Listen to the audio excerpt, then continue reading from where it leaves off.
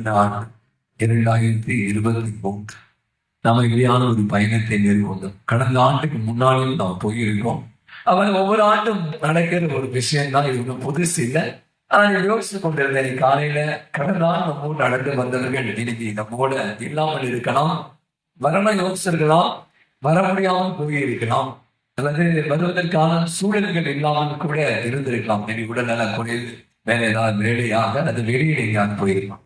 அவை நான் இந்த 2024 இந்த ஒரு நடைபயணம் நமக்கு ஒரு புதிய அனுபவங்களை தருகிற ஒரு பயணம். இயேசு சென்ற இந்த கல்வாரி பயணத்துல நாம் கூட கொஞ்ச நேரம் தான், அந்த கொஞ்ச நேரத்தை அவரோடு இணைந்து சுமக்க, அவரோடு இணைந்து பயணிக்க அருள் வேண்டுமோம். இப்போ நான் சொன்ன இப்போது நம்ம ஒரு முன்னுரை வாசிக்க கேட்போம். அதுக்கு பின்னாடி நான் சொல்ற வழிமுறைகளை நாம் பின்பற்றி இந்த ஒரு பயணத்துல நாம் கடந்து போவோம்.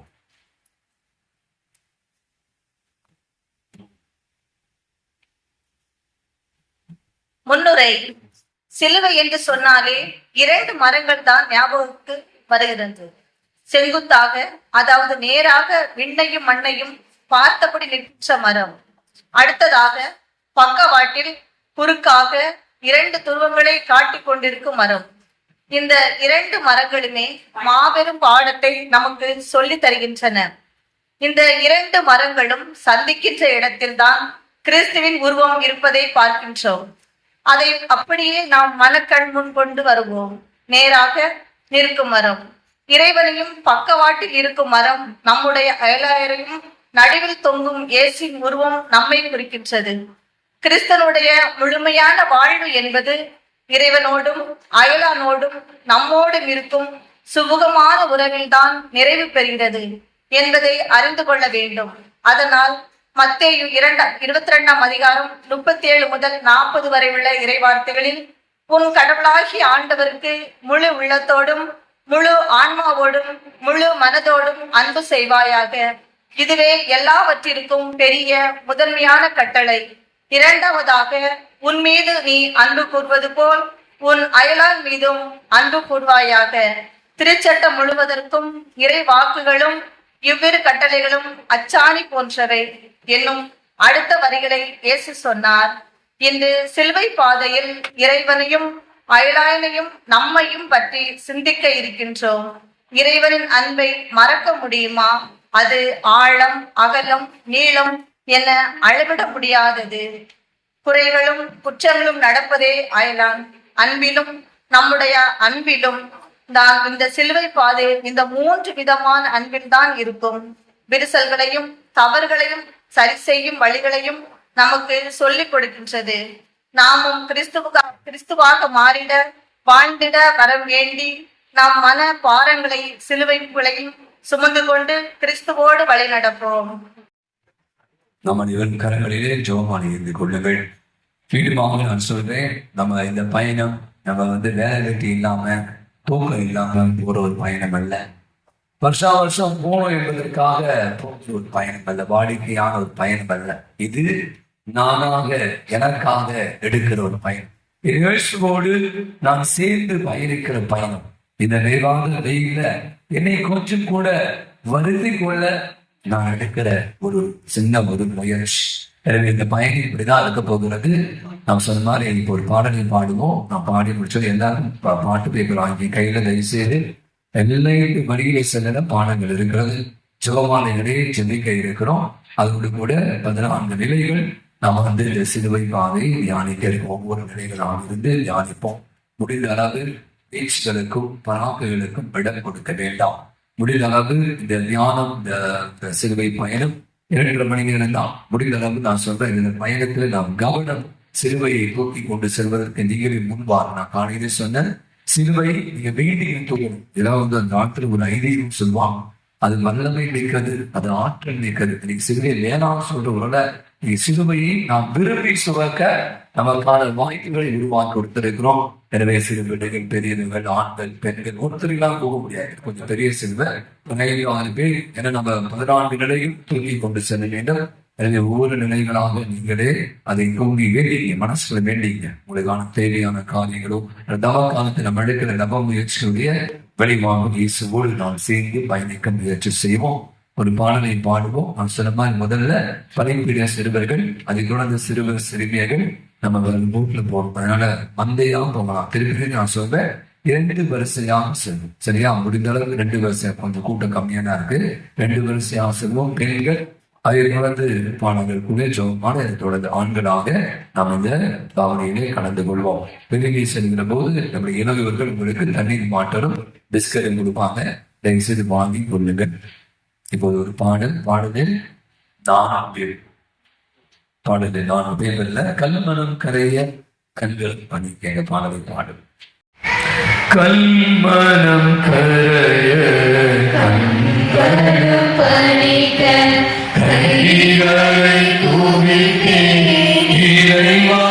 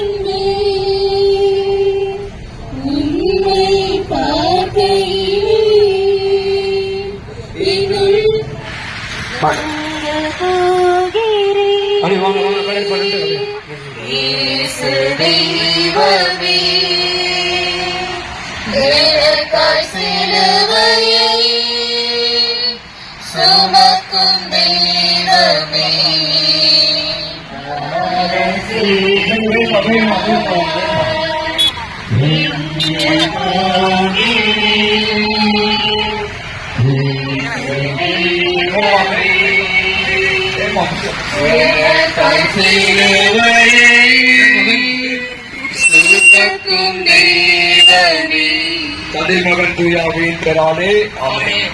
என்னுடைய கிடைக்கும் தந்தையே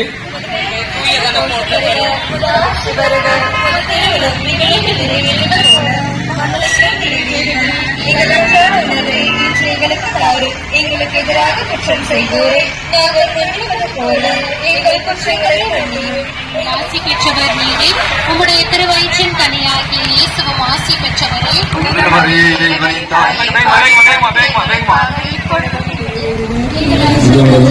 எங்களுக்கு தாரும் எங்களுக்கு எதிராக குற்றம் செய்தோரை நாங்கள் மன்னிப்பது போல எங்கள் குற்றங்களை மன்னியும்.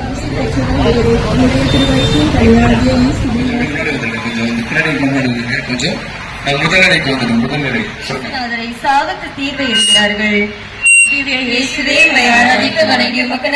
சோத்திரம் செய்கின்றோம். அது ஏனென்றாலும் அது பாரமான திருச்சிலுவையாலே உலகத்தை மீட்டரட்சித்தீர். குறைகளை குறைக்க நிறைகளை நிறைக்க தீர்ப்புகள் இல்லாமல் வாழ்க்கை இல்லை. அனைத்து தீர்ப்புகளும் நல்லவைகளாகவும் இருப்பதில்லை, கெட்டவைகளாகவும் இருப்பதில்லை. சில தீர்ப்புகள் நிரபராதிகளை குற்றவாளிகளாக மாற்றும். இங்கு நிர்கதியாய் இருக்கும் நிரபராதி தீர்ப்பால் குற்றவாளியாக்கப்பட்டார். இயேசுவின் பணியில் உச்சக்கட்ட தீர்ப்பு இது.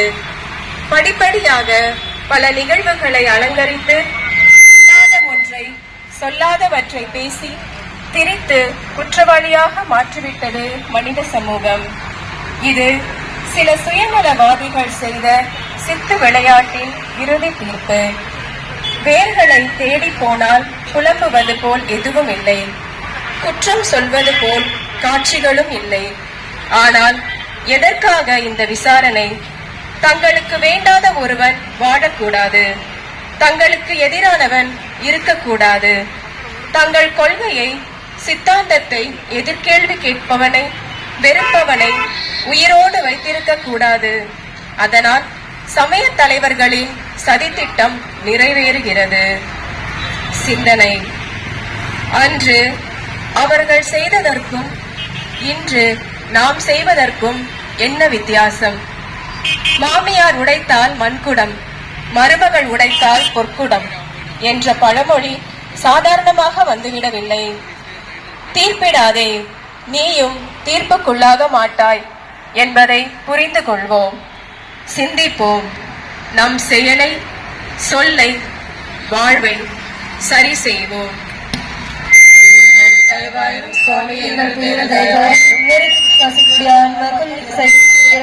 நித்திய சமாதானத்தில் இழைப்பார கடவுதாக. ஆமென்.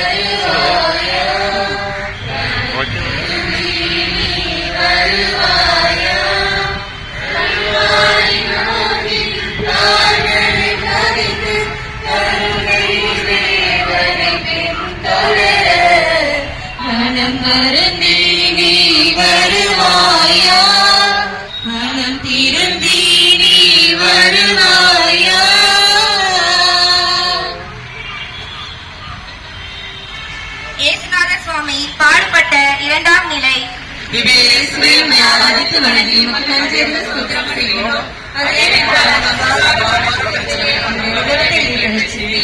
மையத்தில் இருப்பவரை விட விளிம்பில் இருப்பவரை மையப்படுத்திட, பிறப்பும் இறப்பும் ஒரு முறைதான். வாழ்வது என்பது வித்தியாசமானது. அதுவும் பிறருக்காக வாழ்ந்தால் வாழ்வில் அர்த்தம் அதிகமாக மாறும். பொறுப்புகளை அடுத்தவர் மேல் சுமத்துவதை விட நாமே சுமப்பதில் பெருமை இருக்கிறது. யாரோ இதை செய்தார்கள் என்பதை விட நானே 4 பேருக்கு நல்லது செய்தேன் என்பது கர்வம் அல்ல என சொல்லப்படுகிறது. சமுதாயத்தின் விடுதலைக்காக சமய கோட்பாடுகளில் அழிந்து போன மனித நேயத்தை திரும்பி கொண்டு வர, பெண்களின் சுய கௌரவத்திற்காக, சமாரியர்களின் முகவரிக்காக, தொழுநோயாளிகளின் விடியலுக்காக, விளிம்பு நிலையில் உள்ளோரின் உயர்வுக்காக கிறிஸ்து சிலுவையை சுமக்கின்றார். இச்சிலுவையை பிளாத்துவோ, மக்களோ, ஆன்மீக தலைவர்களோ, ரோமை பேரரசோ கொடுத்ததல்ல. மனத்திரும்புங்கள் என்று சொன்ன போதே சிலுவை செதுக்கப்பட ஆரம்பமாகிவிட்டது. பரிசேயருடன் சதிசேயருடன் சமரசம் செய்திருந்தால் சிலுவைக்கு பதிலாக கிறிஸ்துவுக்கு சிவப்பு கம்பளங்கள் கிடைத்திருக்கும். சிந்தனை: நம்மேலும் சிலுவை ஏற்றப்படும். அதனால்தான் இயேசு சொன்னார், என் பின்னால் வர நினைப்பவன் தன் சிலுவையை சுமந்து கொண்டு வரட்டும். ஏற்க தயாரா? நம் உறவுகளுக்காக, நட்புக்காக எவ்வளவு கடினமாக இருந்தாலும் கிறிஸ்துவை போல் எதிர்கொள்ள தயாராவோம். எங்கள் பேரில் தயவாயிரும் சுவாமி, எங்கள் பேரில் தயவாயிரும்.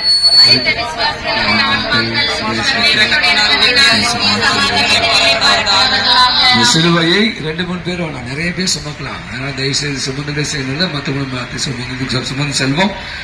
பாடல்களை பாடிக்கொண்டு ஜெபமாலை ஜெபித்துக் கொண்டு செல்ல உங்களை அன்பு அழைக்கிறேன். 27வது பாடல் இயேசு அழைக்கிறார் என்ற பாடலை நாம் பாடலாம். 20 பாடலில் 27 வரிசையாக செல்வோம்.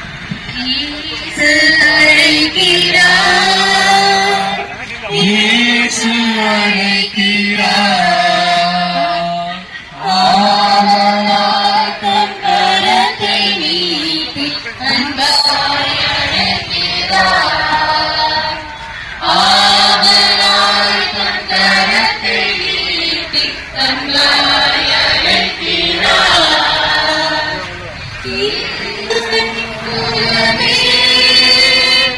இயேசுவின் உள்ளமே, இறைவனின் குலமே, இயேசுவின் உள்ளமே, இறைய அமைதி அடைய இயேசு அழைக்கிறார், இயேசு அழைக்கிறார்,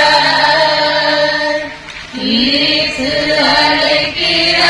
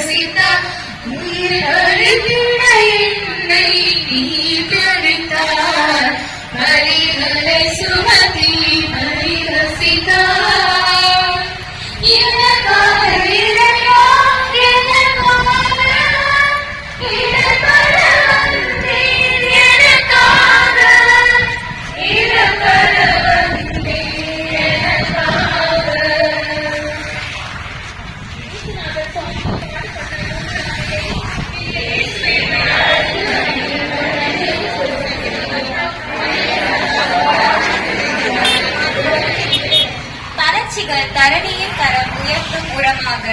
வீழ்வது என்பது தோல்வி அல்ல, வீழ்ந்து கிடப்பதே தான் தோல்வி. தாமஸ் ஆல்வா எடிசன் 1000 முறை தோற்ற பின் தான் மின்விளக்கை கண்டுபிடித்தார். அவருடைய ஆய்வுக்கூடம் எரிந்துவிட்டது. அவருடைய குறிப்புகள், கண்டுபிடிப்புகள் அனைத்தும் எரிந்து சாம்பலாகி கொண்டிருந்த போது பலர் வந்து அவருக்கு ஆறுதல் சொன்னார்கள். அப்போது தன் உதவியாளரை அழைத்து அவர் சொன்னார், எவ்வளவு நன்றாக என் ஆய்வுக்கூடம் எரிகின்றது பார். கடவுள் என்னை இன்னும் அதிகமாக உழைக்க சொல்கிறார் என்றார். இறைவன் என்றுமே நல்லவர். ஒரு கதவை மூடினாலும் 9 கதவுகளை திறந்து விடுவார். நான் சுமைகளை சுமந்து வீழ்ந்தால் அதில் கிடைக்கும் அனுபவம் தான் மறுபடியும் விழாமல் நம்மை வாழ வைக்கும். பல நேரங்களில் நாம் ஒன்றை கொடுத்து நம் சக்திக்கு அப்பாற்பட்ட அதைவிட பெரியதை வாங்குவது எப்படி என்று மனம் எப்போதுமே கணக்கு போடுவதால் தான் வாழ்க்கையில் நாம் வீழ்கின்றோம். அதற்காகவா கடவுள் நம்மை இங்கு அனுப்பி வைத்தார்? இல்லை, தனது சாயலாக நண்பராக வாழ சொல்லி பூமிக்கு அனுப்பினார். கணக்குகள் போட்டு போட்டு நாம் சாத்தானின் சீடர்கள் ஆகிவிட்டோம். வாழ்க்கையில் பேரம் பேசி பேசி வாழ்க்கையை வியாபாரமாக்கிவிட்டோம். சிந்தனை. அதனால் ஏன், எப்படி, எதற்காக, எதிலிருந்து நான் எழ வேண்டும் என்பது கூட அறியாத மாக்களாக அல்லவா வாழ்கின்றோம். மகிழ்ச்சியை ஆடையாக்கிட ஜெபிப்போம். வாழும் போதே நம்மை ஆய்வு செய்வோம். ஒட்டிய மண்ணை தட்டிவிட்டு எழுந்து நிற்கும் ஆட்டை போல புதிய வீரனாக வாழ கற்றுக்கொள்வோம். எங்கள் பேரில் தயவாயிரும் சுவாமி, எங்கள் பேரில் தயவாயிரும். நித்திய சமாதானத்தில் இளைப்பாற கடவுளாக ஆமென். பாடல் 26. குறையாத அன்பு கடல் போல வந்து நிறைவாக மோதுதி அந்த அசைந்தாடி வரவே பல கோடி நீரம் உருவாகவே.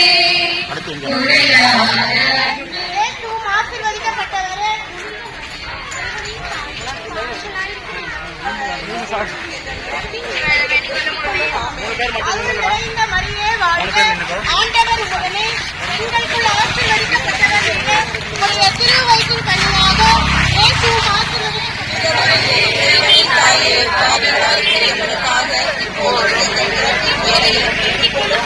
அருள் நிறைந்த மரியே வாழ்க.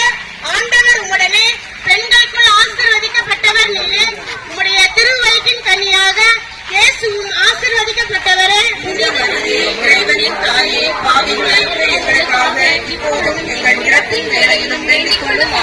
அருள் நிறைந்த மரியே வாழ்க. ஆண்டவர் உடனே பெண்களுக்குள் ஆசீர்வதிக்கப்பட்டவர் நீரே, உம்முடைய திருவயிற்றின் கனியாக இயேசுவும் ஆசீர்வதிக்கப்பட்டவரே. இறைவனின் தாயே,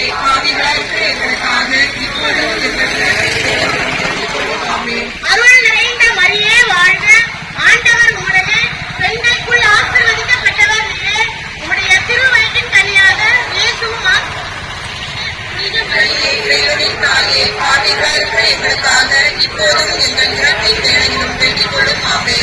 கல்வாரி கல்வாரி கலந்து சுந்தரம்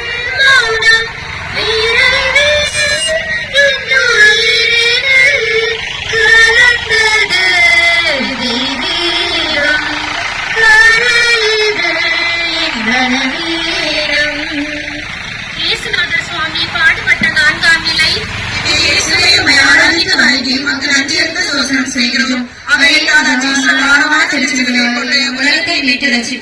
இயேசு தம் தாயாரை சந்திக்கிறார். சந்திப்பு சகாப்தத்தின் சக்தி. சந்திப்பு என்றாலே சந்தோஷம், இல்லையேல் ஆதங்கம். ஆக்கங்களும் அழிவுகளும் சந்திப்பில்தான் உருவாக்கப்படுகின்றன. நன்மைகளும் தீமைகளும் சந்திப்பில்தான் வரையறுக்கப்படுகின்றன. பள்ளிக்கு செல்லும் பிள்ளை வீட்டிற்கு திரும்பி வரும்போது தாயோடு நிகழும் அந்த சந்திப்பு உற்சாகத்தை அளிக்கும். மடை திறந்த தண்ணீர் பாய்ந்து ஓடுவது போல பள்ளியில் நடந்த அனைத்தையும் ஒப்புவித்தல் பிள்ளைகளுக்கு எவ்வளவு சந்தோஷம். அன்னையின் சந்திப்பு பிள்ளைக்கு அரவணைப்பை, அன்பை அன்பை, உத்வேகத்தை, தெம்பை கொட்டி கொட்டி கொடுக்கும். தாய் அருகில் இருந்தால் தன்னை உலகமே எதிர்த்தாலும் துணிந்து நிற்கக்கூடிய சக்தியும் தைரியமும் பிள்ளைக்கு கிடைக்கின்றது. அன்னை மரியா இயேசுவின் சந்திப்பில் யாருக்கு ஆறுதல் சொல்வது? இருவருமே குற்றமற்றவர்கள், குறை இல்லாதவர்கள். இந்த சந்திப்பில் பதற்றமும் இல்லை, கண்ணீரும் இல்லை. மாறாக தன் பிள்ளையை தன் குடும்பத்திற்காக உருவாக்காமல் யூத சமூகத்திற்காகவும் இந்த உலகத்தில் வாழ்கின்ற, எதிர்காலத்தில் வாழப்போகின்ற அனைத்து மனித சமூகத்திற்கும் உருவாக்கியதால் மீட்பின் உச்சத்தை தொட்ட நிறைவு இருக்கின்றது. தமிழச்சி வீட்டின் முரத்தினை கொண்டு புலியை விரட்டினாள் என்று வாசிக்கின்றோம். ஆனால் இன்றைய சமூகத்தில் நடப்பது என்ன? முந்தானையில் மூடி மூடி நாம் நம்முடைய பிள்ளைகளை கோழைகளாக மாற்றுகிறோமா? இல்லை, சமுதாயத்தை சீரிய பார்வையை கொண்டு அலசி ஆராய்ந்து பார்க்கும் வீரம் பொருந்திய பொறுப்பான மனுஷிகளாக மாற்றுகின்றோமா? தாய்மார்கள் சிந்தித்து பார்க்க வேண்டும். பிள்ளைகளின் வளர்ச்சியும் தளர்ச்சியும் உங்கள் கையில் இருக்கின்றது. சிந்தனை: தாய் நினைத்தால் தன் பிள்ளையை காந்தியாகவும் உருவாக்கலாம், கோட்சேவாகவும் உருவாக்கலாம். மரியாள் இயேசு என்னும் தச்சர் மகனை கிறிஸ்துவாக உருவாக்கினார் என்றால் நாம் யாரை உருவாக்குகின்றோம்? சிந்திப்போம். எங்கள் பேரில் தயவாழும் சுவாமி. நித்திய சமாதானத்தில் இளைப்பாற கடவுதாக ஆவேன். பாடல் எண் 30.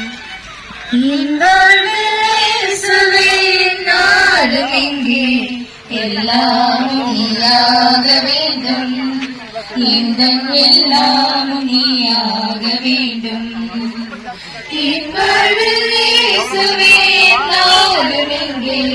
எல்லாம் நீயாக வேண்டும், இந்த எல்லாம் நீயாக வேண்டும்.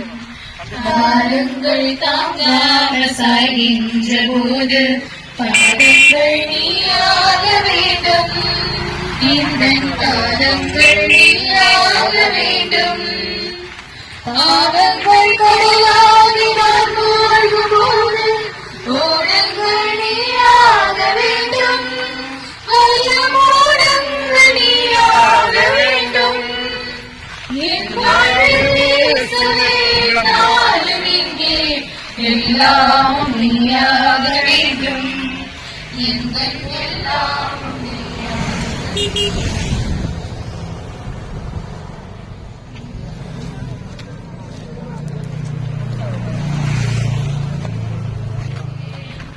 வாழ்வை அளிக்கும் வல்லவா, தாழ்ந்த என் உள்ளமே, வாழ்வின் ஒளியேற்றமே, எழுந்து வாருமே.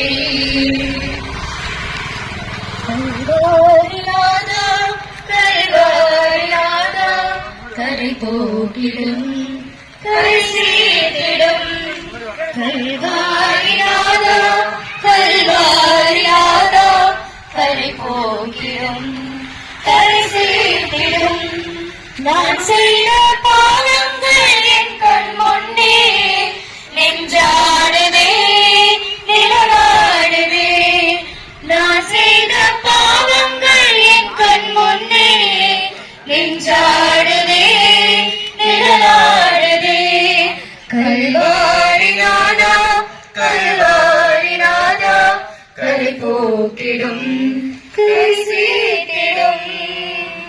இயேசுநாதர் சுவாமி பாடுபட்ட 5ஆம் நிலை திவ்ய இயேசுவை ஆராதித்து வணங்கி உமக்கு நன்றியறிந்து ஸ்தோத்திரம் செய்கின்றோம். உலகத்தை மீட்டு ரட்சித்தீர். வளம் பெற உரமாக உன் கரம் தா. கிண்ணத்தை பார்த்து பிச்சையிடு என்பார்கள். எப்படி உதவுகின்றோம் என்பதல்ல கேள்வி, யாருக்கு உதவுகின்றோம் என்பதுதான் முக்கியம். நல்லவர்களுக்கு அறிந்தோ அறியாமலோ உதவினால் என்ன நல்கும் என்பதற்கு சீமோன் செய்த உதவி காலத்தின் அழியாத காவியமாக சரித்திரத்தில் இடம் பிடிக்கின்றது. நாமும் உதவி செய்கின்றோம். யாருக்கு? நல்லவர்களுக்கா, பொல்லாதவர்களுக்கா, பயத்தினாலா, கட்டாயத்தினாலா, பிறர் வாழ்வு பெறவா, வாழ்வு இழக்கவா? நல்ல நிலத்தில் விழுந்த விதையை 100 மடங்கு, 60 மடங்கு, 30 மடங்கு பலன் கொடுத்து என விவிலியத்தில் வாசிக்கின்றோம். பிரதிபலன் பார்க்காமல் உதவி செய் என்பது எவ்வளவு முக்கியமோ அதைவிட பண்புள்ளவனுக்கு உதவிட வேண்டும் என்பது திருடர்களால் கொள்ளையிடப்பட்ட அடிக்கப்பட்ட அப்பாவிக்கு உதவியவனாக நல்ல சமாரியன் என்று இயேசு சொன்னார். கண்டும் காணாமல் போனவர்களை பற்றி நாம் யோசிப்பதில்லை. காரணம், அவர்கள் முகவரி இல்லாத மனிதர்களாக மாறிவிட்டார்கள். எந்த எதிர்பார்ப்பும் இல்லாமல் இதோ என் உடைமையில் பாதியை ஏழைக்கு கொடுக்கின்றேன், எவனையாவது ஏமாற்றி எதையாவது கவர்ந்திருந்தால் 4 மடங்காக திருப்பி கொடுக்கின்றேன் என்ற சக்கேயு பார்த்துதான் இவனும் ஆபிரகாமின் மகன்தானே என்றார் இயேசு. எதுவுமே திரும்ப செய்ய முடியாத மனிதர்களுக்கு உதவி செய்ய நல்ல உள்ளங்களை தான் இந்த சமுதாயம் ஆராதனை செய்கின்றது. மற்றவர்களை திரும்பி கூட பார்ப்பதில்லை. செய்வதை சரியாக செய்வோம். அதற்கு தானே பகுத்தறிவு இறைவன் கொடுத்திருக்கின்றார். சிந்தனை: நாம் செய்யும் உதவி கலைக்கு பாய்ச்சும் நீராக இருக்கக்கூடாது. குடிகாரனுக்கு 10 ரூபாய் கொடுத்தால் மீண்டும் குடிக்கத்தான் செய்வான். போதை பொருளுக்கும் விபச்சாரத்தில் விழுந்த உதவினால் மறுபடியும் அதற்கு தான் செல்வான். மாறாக நாம் செய்யும் உதவி பயிருக்கு போய் சேர வேண்டும். அதை செய்திட இறை ஆசீர் வேண்டுவோம். எங்கள் பேரில் தயவாயிரும் சுவாமி, எங்கள் பேரில் தயவாயிரும். ஆத்மாக்கள் சர்வீஸ்வர இரக்கத்தினால் நித்திய சமாதானத்தில் ஏற்படுவதாக. ஆமென். நீ என்ற பாறை மரணாலை சுவை, நீ என்ற பாறை மரணாலை சுவை, நீ என்ற உள்ளத்தில் அணையாத தீபமே,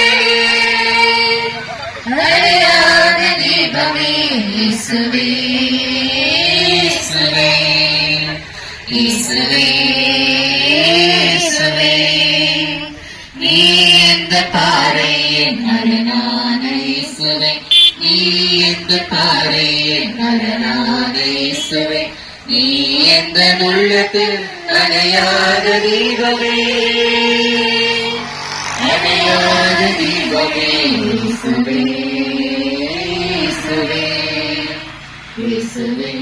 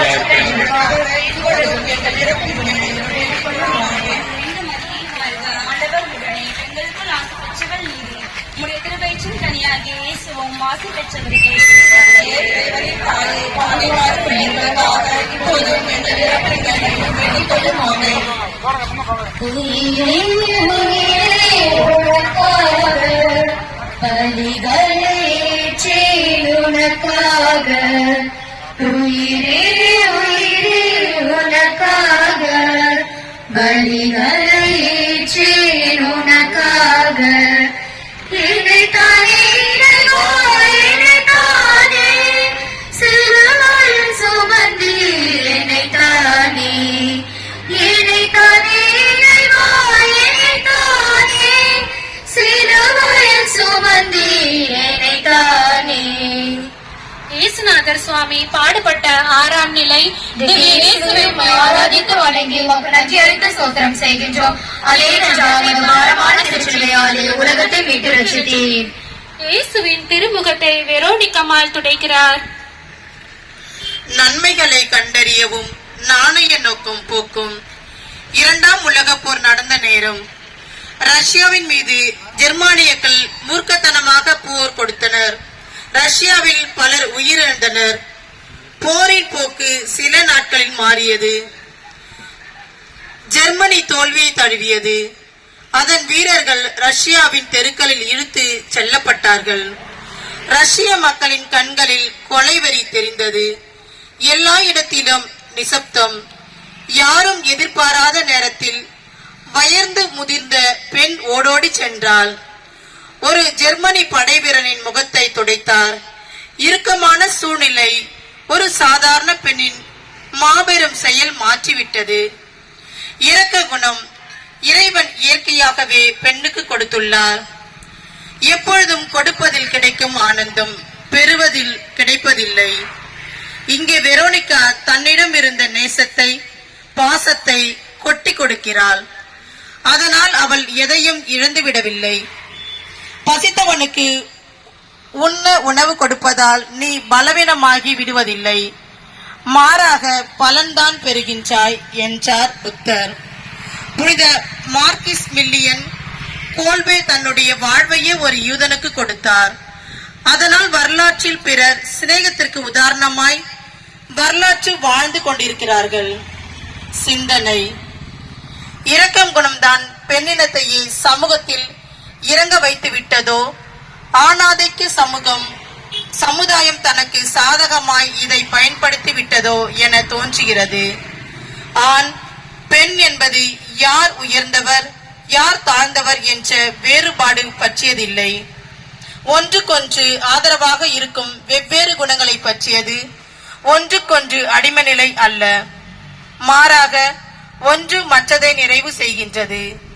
வெரோனிகாவின் இச்செயல் வீரத்தையோ சிநேகத்தையோ பரிவையோ குறிக்கின்றதா என தெரியாது. அவர்களுடைய தன்னிகரில்லா பிரதிபலன் எதிர்பாரா குணத்தை குறிக்கின்றது. இந்த குணம் நமக்கு கிடைத்த ஜெபம் செய்வோம். எங்கள் பேரில் தயவாயிரும் சாமி, எங்கள் பேரில் தயவாயிரும். ஆத்மாக்கள் சர்வேஸ்வரி இரக்கத்தினால் சமாதானத்தில் இளைப்பாறுகிறதாக. ஆமென். பாடலின் 9. நெஞ்சத்திலே தூய்மையுண்டாய் இயேசு வருகிறார்.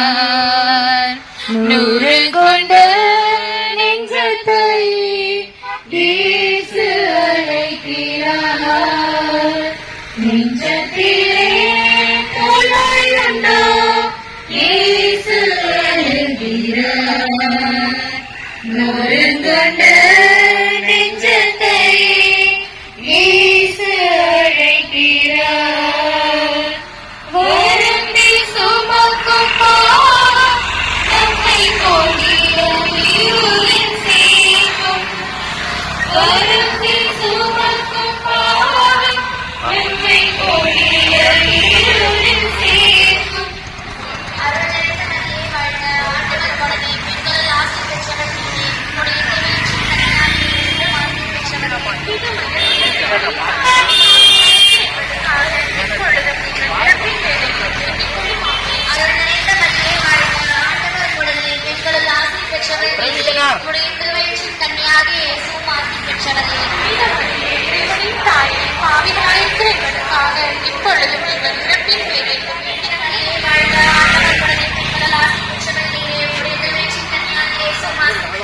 புனித மரியே, இறைவனின் தாயே, பாவிகளாயிருக்கிற எங்களுக்காக இப்பொழுதும் எங்கள் இறப்பின் வேளையிலும் வேண்டிக் கொள்ளும். ஆமென். தந்தைக்கு மகனுக்கு தூய ஆவியாருக்கு மாட்சி உண்டாவதாக.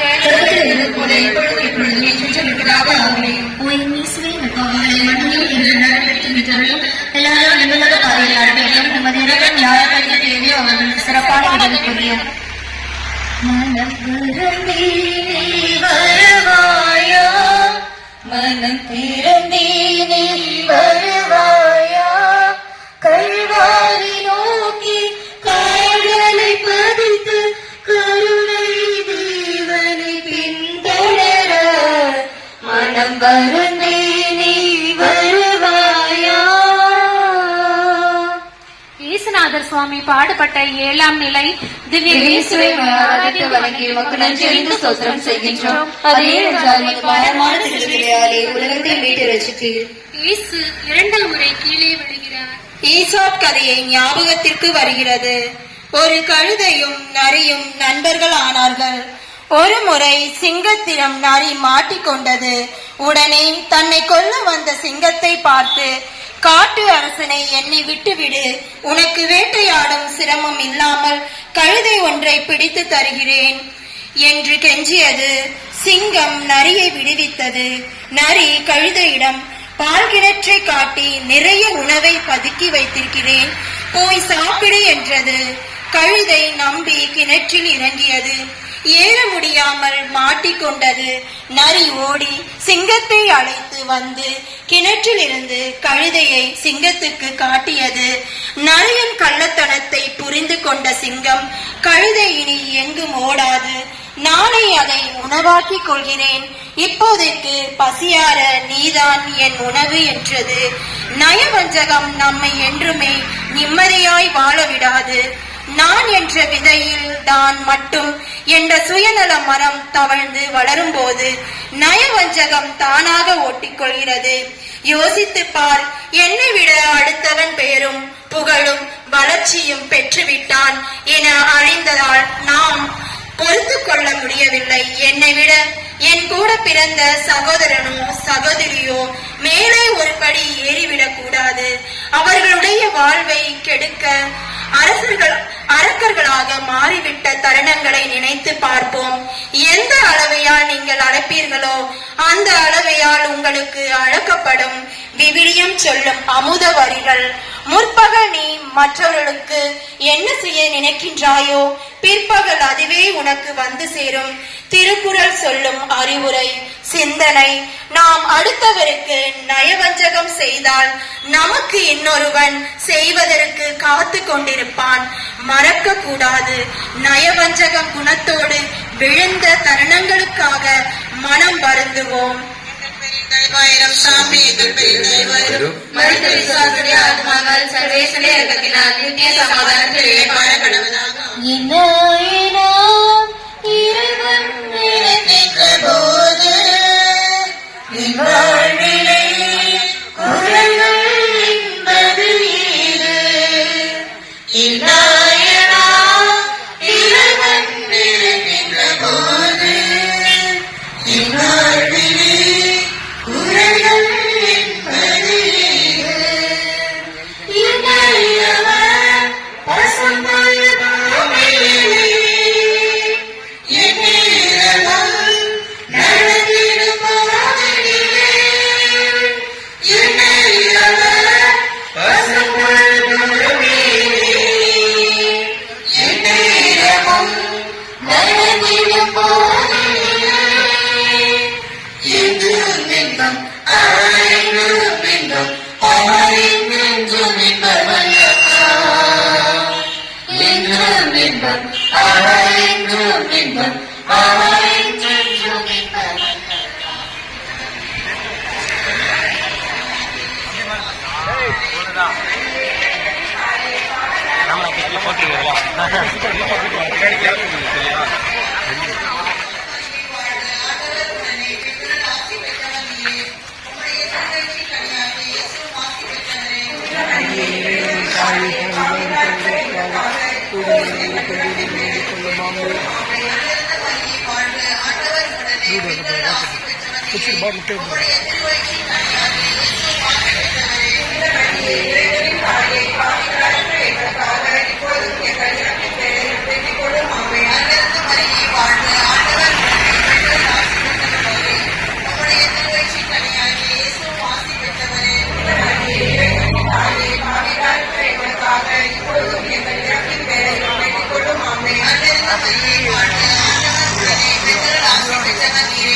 உம்முடைய திருவழியின்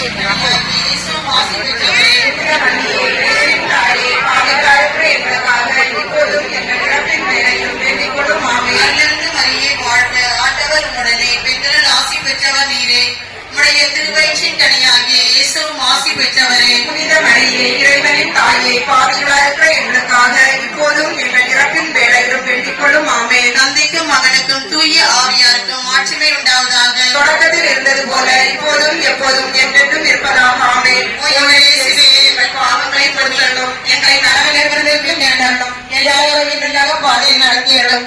ஒரு இறக்கம் யாருக்கு அதிகம் தேவையோ அவருக்கு சிறப்பான உதவி புரியும். இங்கு போகிறேன் இயேசு தெய்வமே, எனக்காய் சிலுவையை சுமக்கும் தெய்வமே, எங்கு போகிறேன்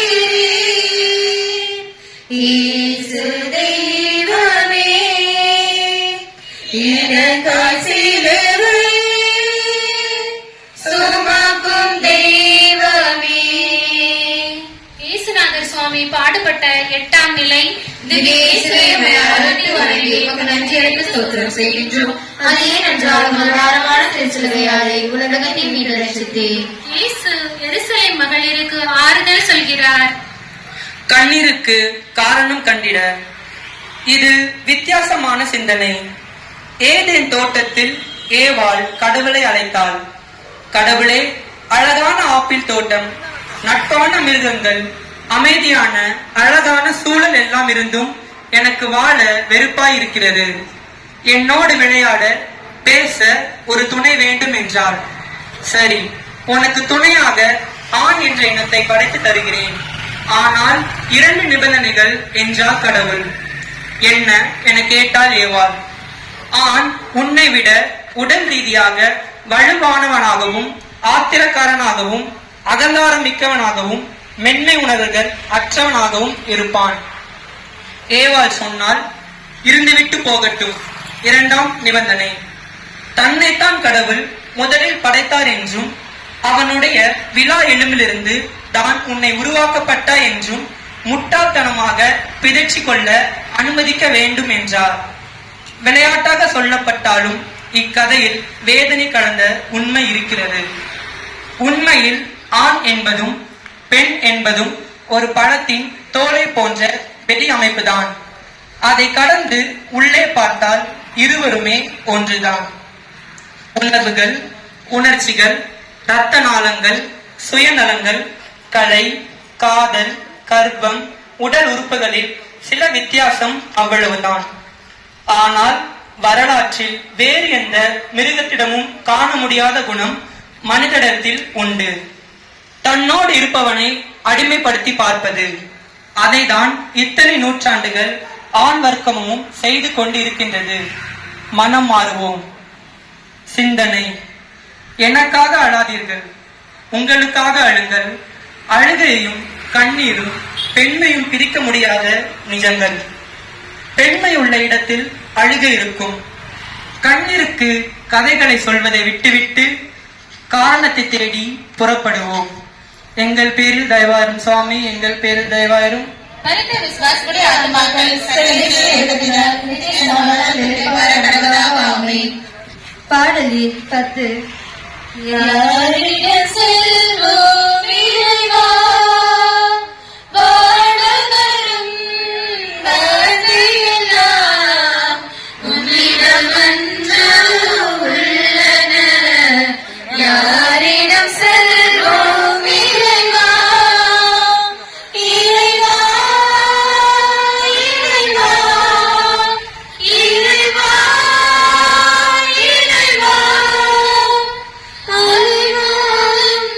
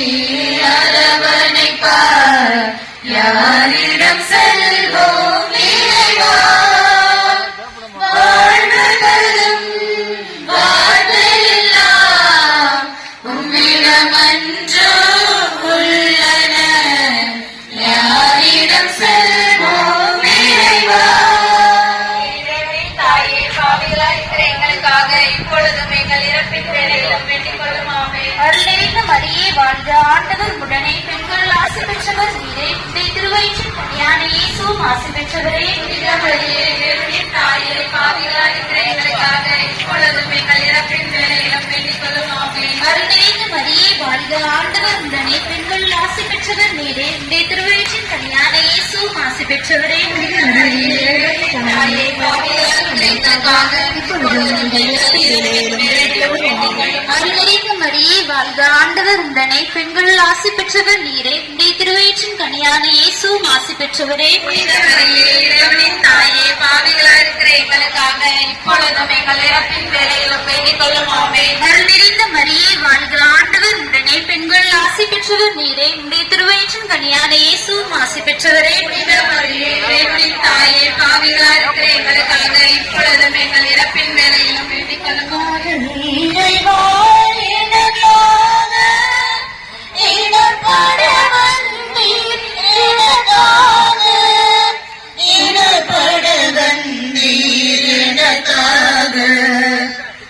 இயேசுநாதர் சுவாமி பாடுபட்ட 9ஆம் நிலை. திவ்ய இயேசுவை உம்மை ஆராதித்து வணங்கி உமக்கு நன்றறிந்து சோஸ்திரம் செய்கின்றோம். ஏனென்றால் அதை பாரமான சிலுவையை கொண்டு உலகத்தை மீட்டு ரட்சித்தீர். இயேசு 3ஆம் முறை கீழே விழுகிறார். அன்றைய தேவையே உலக நியதி. இறைவா, உன்னால் இந்த உலகில் முடியாத காரியம் என்று ஏதாவது உண்டா என்று ஒருமுறை இறைவனிடம் பக்தன் கேட்டான். கடவுள் சொன்னார், என்னிடம் எல்லையற்ற ஆற்றல் உண்டு. எதை வேண்டுமென்றாலும் என்னால் உருவாக்க முடியும். எப்படி வேண்டுமென்றாலும் மாற்ற முடியும். ஒன்றுமே இல்லாதவனை சக்கரவர்த்தியாக ஆக்குவேன். மன்னாதி மன்னனையும் பரதேசியாக மாற்றுவேன். ஆனால் என்று விரும்பினார் கடவுள். என்னால் முடியாத காரியம் ஒன்றுண்டு. போதும் என்ற குணம் மனிதன் பெற்றிட என்னால் முடியவில்லை என்றார். பேராசை பெரு நஷ்டம் என்ற பழமொழி மனிதனின் உண்மை மனதை எடுத்துக்காட்டு கண்ணாடி. இயற்கை கூட மனிதனின் அனைத்து தேவைகளையும் பூர்த்தி செய்யும். ஆனால் மனிதனுடைய பேராசையை பூர்த்தி செய்ய முடியாது என்கிறார் காந்தியடிகள். பேராசை பலரை குற்றவாளியாக்கி இருக்கின்றது. என்னதான் பணமும் வசதியும் வந்தாலும் நான் வயிற்றுக்கு மேல் சாப்பிட முடியாது என்பதை மறந்து விடுகின்றோம். ஒரு குறிப்பிட்ட வயதை தாண்டிவிட்டால் நோய்களை தாண்டி யாரும் வாழ்ந்துவிட முடியாது என்பதை மறந்து விடுகின்றோம். நம் பேராசையால் பஞ்சு மெத்தையும் ஏசியும் வாங்கலாம், நல்ல உலகத்தை வாங்க முடியாது. டிவி, ஃப்ரிட்ஜ், மாடர்னான பொருட்களை வாங்கலாம், ஆனால் மனதில் நிம்மதி வாங்க முடியாது. 2 அல்லது 3 வீடுகள் வாங்கலாம், கட்டலாம், சந்தோஷத்தை வாழ்க்கையில் வாங்கிட முடியாது. வாழ்க்கையின் உண்மையை புரிந்து கொள்வோம். இருப்பதை கொண்டு நிறைவாக வாழ்ந்திட கற்றுக்கொள்வோம். பேராசை நம் நிம்மதியை கெடுத்து நிர்மூலமாக்கிவிடும் என்பதை மறக்க வேண்டாம். சிந்தனை: இருப்பதை கொண்டு நிறைவாக வாழ கற்றுக்கொள்வோம். ஆகாயத்தில் கோட்டை கட்டுவதை விட்டுவிட்டு கிடைத்திருப்பதை கொண்டு மகிழ்ச்சியோடு கொள்வோம். எங்கள் பேரில் தயவாயிரும் சுவாமி, எங்கள் பேரில் தயவாயிரும். மரித்த விசுவாசிகளுடைய ஆன்மாக்கள் சர்வேஸ்வருடைய இரக்கத்தினால் நித்திய சமாதானத்தில் இளைப்பாற கடவுளாக ஆமென். பாடல் எண் 21. ஈசுவே உந்தன் வார்த்தையால் வாழ்வு வளம் பெறுமே, நாளுமே அன்பு பாதையில் கால்கள் நடந்திடுமே. ஈசனே உந்தன் பார்வையால் எண்ணெல்லாம் வளர்ந்திடுமே. இயேசுவே என் தெய்வமே, உன் வார்த்தை ஒளிர்ந்திடுமே. இயேசுவே உந்தன் வார்த்தையால் வாழ்வு வளம் பெறுமே, நாளுமே அன்பு பாதையில்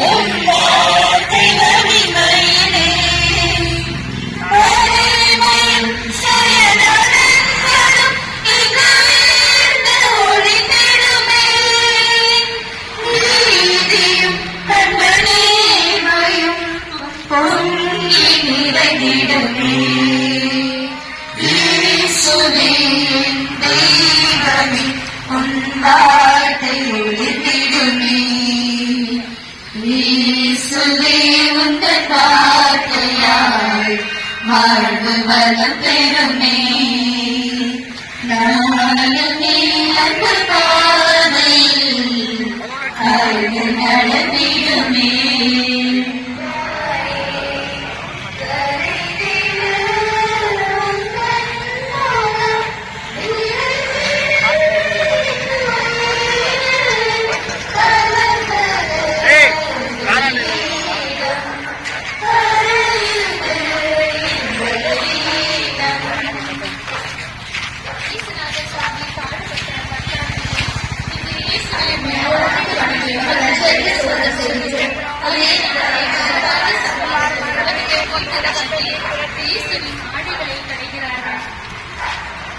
நம்மை கணித்து பார்க்க மனிதன் கடவுளின் சாயல். ஆண்டவராகிய கடவுள் களிமண்ணால் மனிதனை உருவாக்கி அவன் முகத்தில் உயிர் மூச்சை ஊதவே மனிதன் உயிர் உள்ளவன் ஆனான். உலகில் எந்த உயிரினமும் தன்னை உருவாக்கியவனை எந்த நேரத்திலும் கேவலப்படுத்த நினைக்காது. பழைத்தவனையே பகழைக்காயாக மாற்றும் மனிதனை பார்க்கின்றோம்.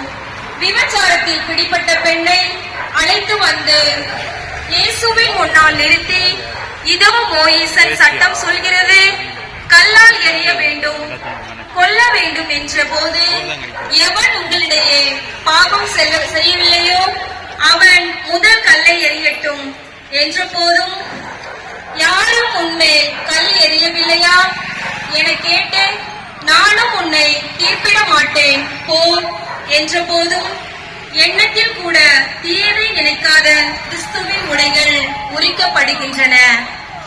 மனிதனில் இருக்கும் அரக்க குணம் இங்கே அரங்கேறுகின்றது. கடவுளையே அலங்கோலப்படுத்தும் மனிதனின் ஈன குணத்தினை காணும் போது, இவ்வளவு கேவலமானவர்களா மனிதர்கள் என எண்ண தோன்றுகின்றது. இந்த இனத்தை சேர்ந்தவர்கள் தான் நீயும் நானும். சிந்தனை: இன்பத்திலும் துன்பத்திலும் உடல் நலத்திலும் நோயிலும் உனக்கு கணவனாக மனைவியாக இருப்பேன் என சத்திய பிரமாணிக்கம் செய்த கணவன் மனைவி நம்பிக்கை துரோகம் செய்யாமல் வாழ்ந்திருக்கின்றோமா? நம்முடைய காம இச்சையினால், பார்வையினால், பேச்சினால், விளையாட்டினால் அனைத்தையும் சாதாரணமாக எடுத்துக்கொள்ளும் மோசமான கட்டுப்பாடுகள் அற்ற தலைமுறை உருவாகி கொண்டிருக்கின்றது. இதை எத்தனை பேர் வாழ்வை பாழடித்திருக்கின்றது என்று சிந்தித்திருக்கின்றோமா? நம் புனிதத்தை அறியாமல் வாழ்ந்ததற்காக இயேசுவின் உடைகள் உரிக்கப்படும் உண்மையை உணர்ந்து மன்னிப்பு கேட்போம். எங்கள் பேரு தயவாயிரும் சுவாமி, எங்கள் பேரு தயவாயிரும். மரித்த விசுவாசிகளுடைய ஆன்மாக்கள் சர்வேஸ்வருடைய இரக்கத்தினால் நித்திய சமாதானத்தில் இளைப்பாறப்படுவதாக. ஆமென். பாடல் எண் 22. இறைவா, இதோ வருகின்றோம், உம் திருவுள்ளம் நிறைவேற்ற. இறைவா, இதோ வருகின்றோம், உம் திருவுள்ளம் நிறைவேற்ற.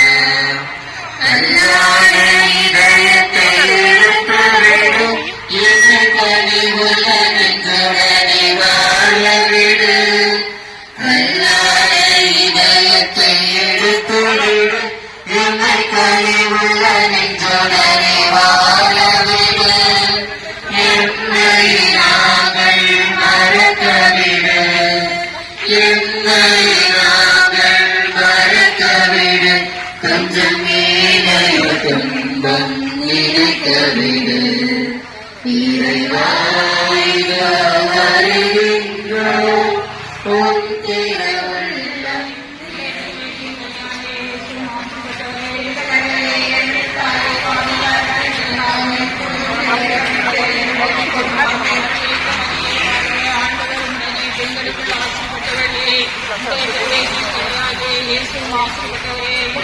இறைவனின் தாயே, பாவிகளாகிய எங்களுக்காக இப்பொழுது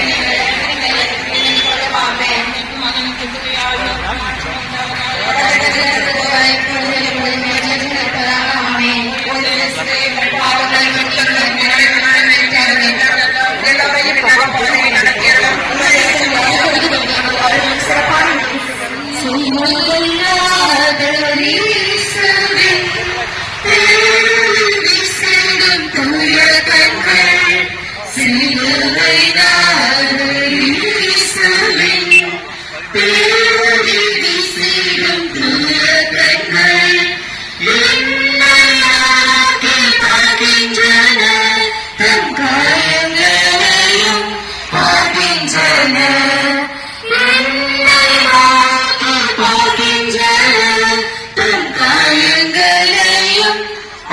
பாடுகின்றன சிலுவையான இயேசுவின் உயிரே உயிரே உனக்காக பலிகளை ஏற்றி உனக்காக உயிரே உயிரே உனக்காக பலிகளை ஏற்றி உனக்காக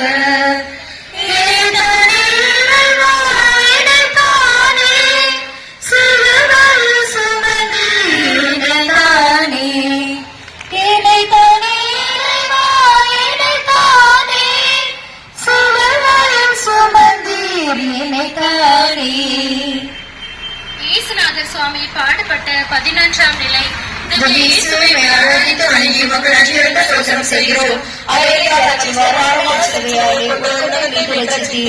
இயேசு சிலுவையில் அறையப்படுகிறார். இரத்த துளிர்களை முகர்வோம்.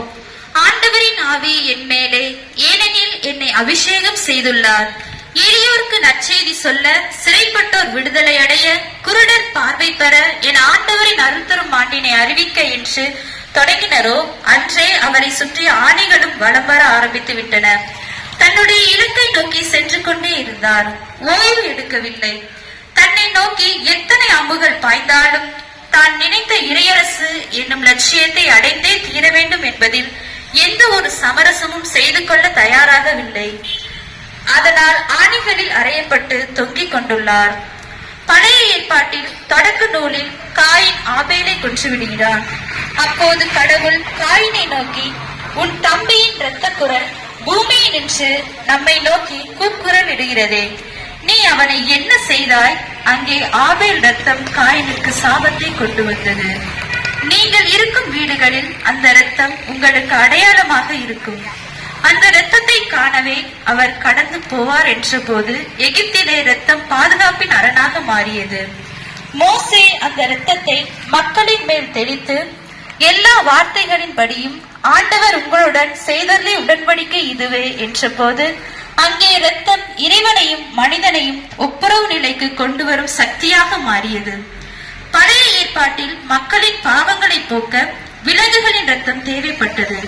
புதிய ஏற்பாட்டில் விலங்குகள் அல்ல, மாறாக மாசு மறுவற்ற இயேசுவின் கைகளில் கால்களில் ஆணைகளினால் அடிக்கப்பட்ட போது சிந்தப்பட்ட இரத்தம் இந்த பூமியை சுத்தம் செய்கிறது. சிந்தனை. அவர் சிந்திய இரத்தம் உனக்கும் எனக்கும் இந்த உலகத்தில் வாழும் அனைவருக்கும் உறவையும் பந்தத்தையும் புது வாழ்வையும் கொடுத்தது. இயேசு இரத்தம் சிந்தி உறவை வளர்த்தார். நாம் உறவுகளை நிராகதியாக்குகின்றோமா, வளர்க்கின்றோமா? சிந்திப்போம். எங்கள் பேரில் தயவாயிரும் சுவாமி, எங்கள் பேரில் தயவாயிரும். நித்திய சமாதானத்தில் ஆமென். எங்கள் பாவங்கள் செய்தார், தங்கள் என் காரியங்கள் மாற்றாரே. எங்கள் பாவங்கள் செய்தார், தங்கள் என் காரியங்கள் மாற்றாரே. கல்வன் சென்றார், தங்களின் காரியங்கள் பார்க்கின்றாரே. கல்வன் சென்றார், தங்களின் காரியங்கள் பார்க்கின்றாரே. சிலுவையானது இயேசுவின் பேரொளியை செய்டும் தூய கண்கள். சிலுவையானது இயேசுவின் பேரொளியை செய்டும் தூய கண்கள். என்னை நோக்கி பார்க்கின்றன, தம் காரியங்களையும் பார்க்கின்றன. என்னை நோக்கி பார்க்கின்றன, தம் காரியங்களையும் பார்க்கின்றன.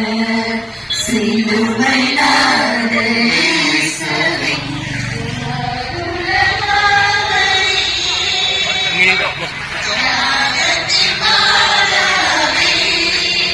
பைக்கை தாண்டி நின்று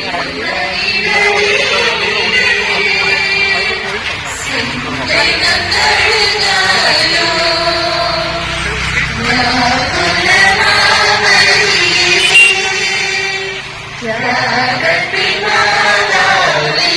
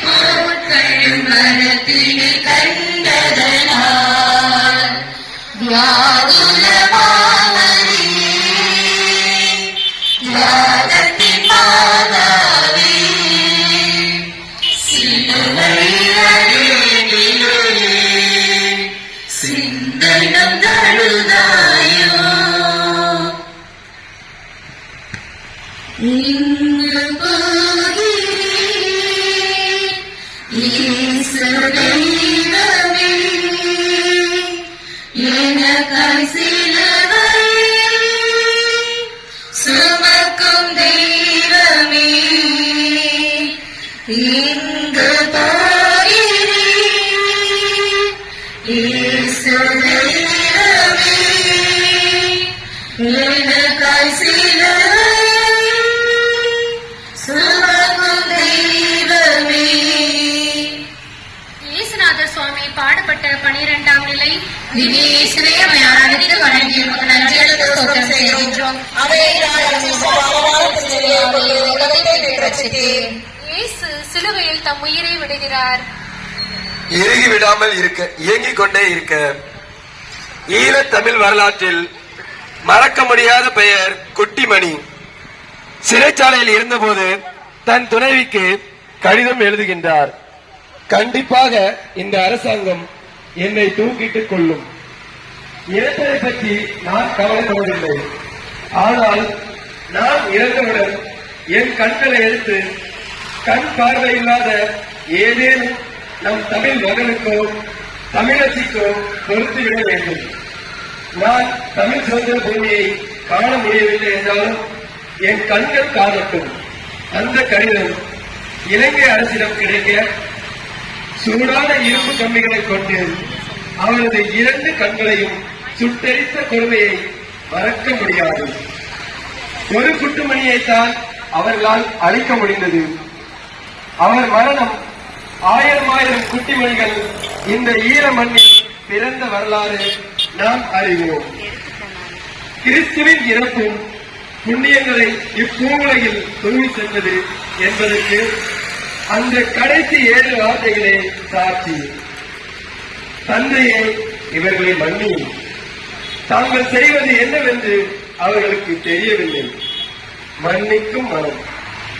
இங்கே என்னோடு வான்வீட்டில் இருப்பாய். இரக்கத்தின் ஊற்று. அம்மா, இதோ உன் மகன், இதோ உன் தாய், அன்பின் அவதாரம். என் கடவுளே, என் கடவுளே, ஏன் என்னை கைவிட்டீர்?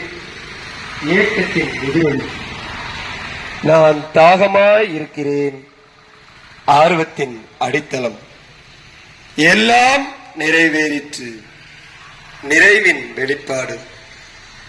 தந்தையே, உன் கைகளில் என் ஆவியை ஒப்படைக்கின்றேன். தன்னிலை அறிந்து சரணாகதி அடைதல். விண்ணையும் மண்ணையும் படைத்தவர் விண்ணிற்கும் மண்ணிற்கும் பாலமாக நிற்கின்றார்.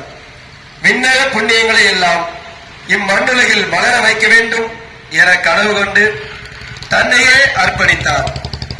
அந்த இயேசுவின் குரல் நமக்கு கேட்கிறதா?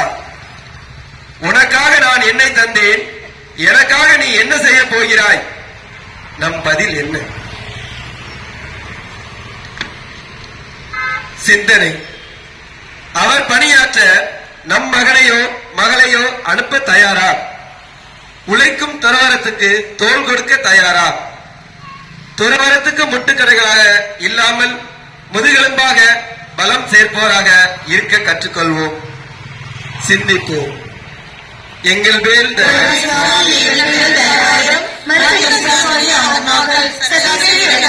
நித்திய சமாதானத்தை இழைப்பார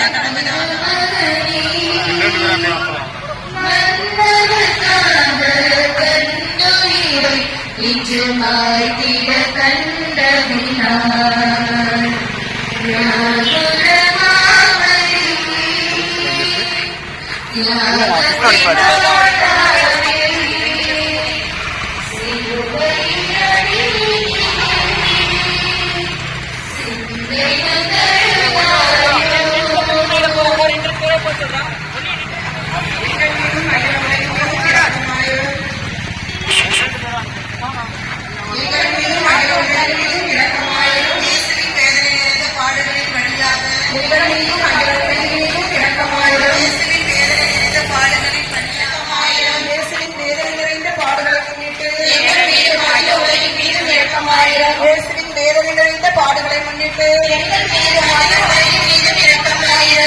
வேதனை நிறைந்த பாடுகளை முன்னிட்டு எங்கள் மீது இரக்கமாயிரும். இயேசுவின் வேதனை நிறைந்த பாடுகளை முன்னிட்டு எங்கள் மீது இரக்கமாயிரும். இயேசுவின் வேதனை நிறைந்த பாடுகளை முன்னிட்டு எங்கள் மீது இரக்கமாயிரும். நித்திய பிதாவே, எமது நேச மகனும் எமது ஆண்டவருமான இயேசு கிறிஸ்துவின் உடலையும் இரத்தத்தையும் ஆன்மாவையும் மஞ்சள் தேவியத்தையும் எங்கள் பாவங்களுக்காகவும் அகிலங்களின் பாவங்களுக்காகவும் பரிகாரமாக மனம் வருவாயா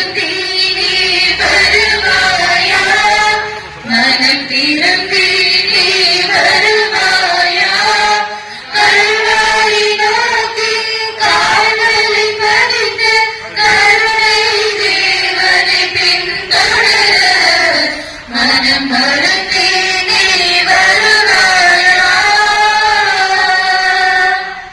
இயேசுநாதர் சுவாமி பாடுபட்ட 13ஆம் நிலை திவ்ய இயேசுவை ஆராய்ந்து வணங்கி உமக்கு நன்றியறிந்து ஸ்தோத்திரம் செய்கிறோம். அவையே இறந்த இயேசுவின் உடலை தாயாரின் மடியில் கிடத்துகிறார்கள். நேற்றிருந்து கடந்து நாளைக்கு பயணத்திட புறநானூறு செய்யுளில் அழகான நிகழ்வு ஒன்று கூறப்படுகிறது. 2 நாடுகளுக்கிடையே போர் முரசு கொட்டுகிறது. வீர மங்கை ஒருத்தி தன் தந்தையை போருக்கு அனுப்புகிறாள். சென்றவர் போரில் இறந்து விட்டதாக செய்தி வருகிறது. ஆனால் அவள் வருந்தவில்லை. மறுநாளும் போர் முரசு கேட்டவுடன் தன் கணவனை அழைக்கின்றார்கள். வீர திலகமிட்டு போர்க்களத்திற்கு அனுப்பி வைக்கிறாள். மங்கும் வேளையில் செய்தி வருகிறது, கணவன் வீர மரணம் அடைந்து விட்டான் என்றும் கலங்கவில்லை. மறுபடியும் போர் முரசு அந்த ஓசையை கேட்டவுடன் அவருடைய உடலுக்குள்ளே நரம்புகள் எல்லாம் முறுக்கேறுகின்றன. யாரை அனுப்புவது என தேடுகிறாள். அவருடைய செல்ல பிள்ளை 15 வயது நிரம்பியவன் மற்ற பிள்ளைகளோடு விளையாடுவதை பார்க்கின்றாள். அவனை சீராட்டி கையிலே வாள் கொடுத்து வீர திலகமிட்டு போர்க்களம் அனுப்புகிறாள். மாலை நேரம் காத்திருக்கின்றாள். அவனை சுமந்து சென்ற குதிரை மட்டும் வீடு வந்து சேருகின்றது. மகனை தேடுகிறாள். குதிரை முதுகில் இவ்வார்த்தைகள் எழுதியிருக்கின்றன: அம்மா, மூச்சிறைக்க ஓடி வரும் குதிரையின் முதுகில் என்னை தேடாதே. அதனை தடவி கொடு. தாகத்திற்கு தண்ணீர் கொடு. அக்குதிரை இன்னொரு வீரனுக்கு பயன்படட்டும். வெற்றி கொள்ளும் இந்த பூமியும் உனக்கு இன்னொரு பிள்ளைதான். அவள் வழியில் கிறிஸ்துவின் உடலை தாங்கிக் கொண்டிருந்த போது இயேசுவும் மரியாவிடம் இதை பேசாமல் பேசியிருப்பார். அம்மா, கலங்காதே, திகையாதே. எதற்காக நீ ஆண்டவனின் அடிமை என்று சொல்லி உன்னை கையளித்தாயோ, அதேபோல் நானும் என் பணியை செய்துள்ளேன். இது கோழையின் முடிவு அல்ல, வெற்றியின் சிம்மாசனம். இறையரசின் விதையை நான் விதைத்து விட்டேன். அந்த விதை விருட்சரவும் எடுக்கும் என்பதில் சந்தேகமே இல்லை. இந்த அரசியல் சமய தலைவர்கள் ஒரு இயேசு கிறிஸ்துவை கொன்றதற்கு கொக்கரிக்கலாம். ஆனால் இனிமேல்தான் அவர்கள் செய்த பாதக செயலுக்கு மன்னிப்பு கேட்பார்கள் என்கிறார் இயேசு. சிந்தனை: நீயும் நானும் தான் அந்த உயிருள்ள விதை. முளைக்கவும் கனி தரவும் தயாரா? மறந்து விடாதே, விருட்சம் எடுக்க வேண்டிய தருணம் வந்துவிட்டது. இனிமேலாவது இறையரசை கட்டியெழுப்ப முழு மூச்சோடு முன்னோக்கி செல்வோம். எங்கள் பேரில் தயவாயிரும் சுவாமி. எங்கள் பேரில் தயவாயிரும். விசுவாசிகளுடைய ஆத்மாக்கள் சர்வேஸ்வரனை இறங்கினார். நித்திய சமாதானத்தில் நிலைப்பாட கடவுளாக போகலாம் வாரீர், கல்லறைக்கு போகலாம் வாரீர். என் காரணை காட்சியை பார்த்திட கல்லறைக்கு போகலாம் வாரீர். கொல்ல பகைவ கூட்டம் எல்லாம் பிறந்து அங்கே நல்ல கருணை கொள்ளும் அதை காண கொல்ல பகைவ கூட்டம் எல்லாம் பிறந்து அங்கே நல்ல கருணை கொள்ளும் அதை காண கல்லறைக்கு போகலாம்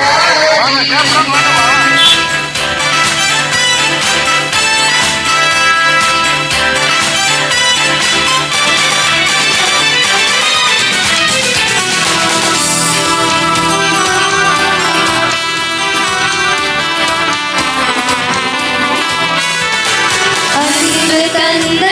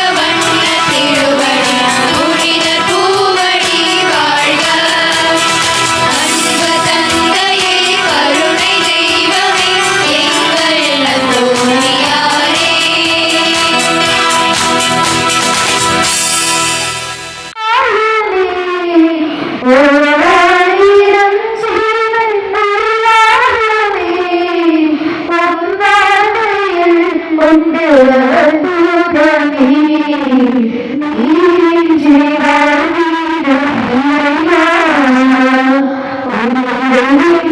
வாழ்வீரம் இல்லையா சிலுவைப்பாதையின் 14ஆம் நிலை இயேசு கல்லறையில் அடக்கம் செய்யப்படுகிறார். உமக்கு நன்றியேற்று ஸ்தோத்திரம் செய்கின்றோம்.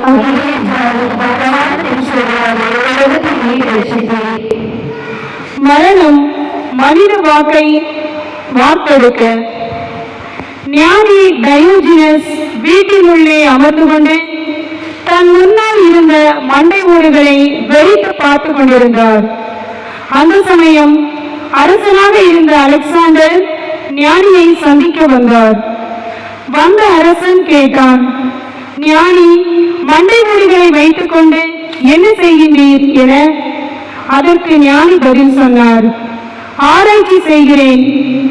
என்ன ஆராய்ச்சி என அரசன் கேட்க, இங்கிருக்கும் மண்டை ஓடுகளில் உன் தந்தையின் மண்டை ஓடும் இருக்கிறது. ஆனால் உன் தந்தையின் எலும்புகளுக்கும் அவரது அடிமையின் எலும்புகளுக்கும் வித்தியாசம் ஏதேனும் இருக்கிறதா என கண்டுபிடிக்க முயற்சி செய்கிறேன், முடியவில்லை என்றார். இந்த பிரபஞ்சத்தில் உருவெடுத்து நிற்கும் அனைத்திற்கும் இறுதி நாள் கண்டிப்பாக உண்டு. நான் பிறந்து கொண்டே இறந்து கொண்டிருக்கிறோம். மூச்சை இழுக்கும் போது மனிதன் பிறக்கின்றான், மூச்சை வெளியிடும் போது மனிதன் இறக்கின்றான். ஒரு கணம் தவறினால் மரணம் நிச்சயம். கிறிஸ்துவின் மரணம் நிரந்தரமாக நினைக்க வைக்க காரணம் அவருடைய செயல்களும் சொற்களும் தான். மரணம் அனைவருக்கும் வரும். மிக பிரம்மாண்டமாக தோன்றும் சூரியனுக்கு கூட வாழ்நாள் குறிக்கப்பட்டுவிட்டது. உங்களுக்கு 100 வருடங்கள் என்றால் சூரியனுக்கு சில லட்ச வருடங்கள், அவ்வளவுதான். நீங்கள் விட்டு போகின்ற உங்கள் உடல் இந்த பூமி கொடுத்த கடன், அதை வட்டியின்றி வசூல் செய்து கொள்கிறது, அவ்வளவுதான். மரணம் வாழ்வின் எதிரி அல்ல, அதுவும் வாழ்வின் ஓர் அங்கம். மரணம் இல்லாமல் வாழ்க்கை முழு வளர்ச்சி அடைய முடியாது. உலகின் மிகப்பெரிய அதிசயம் எது தெரியுமா? கண்ணெதிரில் ஏராளமான பேர் மடிவதை கண்டும் தான் மட்டும் நெடுங்காலமாக இருக்க போவதாக மனம் எண்ணுகிறதே, அதுதான் பெரிய அதிசயம். சிந்தனை. எத்தனை ஆண்டுகள் வாழ்ந்தோம் என்பதல்ல, எப்படி வாழ்ந்தோம் என்பதுதான் இங்கே முக்கியம். நம் மரணம் பொருள் உள்ளதாய் மாறட்டும். எங்கள் பேரில் தயவாயிரும் சுவாமி, எங்கள் பேரில் தயவாயிரும்.